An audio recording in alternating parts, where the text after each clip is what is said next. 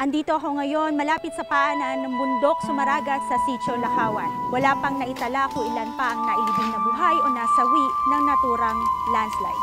Ngayong wala na yung paaralan, baka maisama tayo sa geographically isolated and disadvantaged areas o GIA. Sinayang mo lang lahat ng oportunidad. Halos lahat! Gusto mong mag-abroad. Pero ikaw ano? Nagtsatsaga ka sa kakapirang na sahod.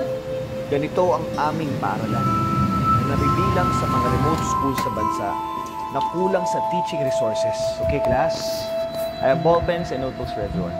And to those who don't have food for recess, I brought food for everybody as well. Sa lahat ng ginagawa ko, sana ate kahit di ka proud sa akin, intindihin mo naman ako. Abner, alam ko hindi ka na pinapautang sa bangko. Magagamit mo to. Sige. True teachers are those who use themselves as bridges over which they invite their students to cross. Kami ang nagsisilbing tulay tungo sa kanilang magagandang kinabukasan, feeding them with values and knowledge and inspiring them in chasing their dreams. At sa mga susunod na panahon, sila naman ang magsisilbing tulay para sa iba. Okay, class? Before we proceed, I would like to ask you one question. Guys, panoorin nyo to guys. Ilang mga estudyante dito sa natabunan na pagguho sa paaralan. Magagaling mag-Ingles. Grabe.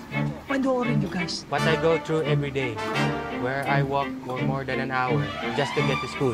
We can fight, but we must not forget one person, that person who is patient and always sacrifice for us, and that is Jesus. Sir, we're our hero.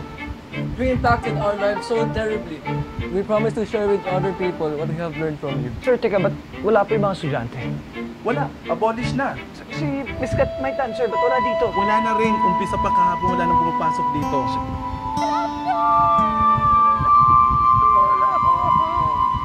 Kasabay ng pagguho ng kanilang mga tahanan ay ang pagguho ng kanilang mga munting pangarap.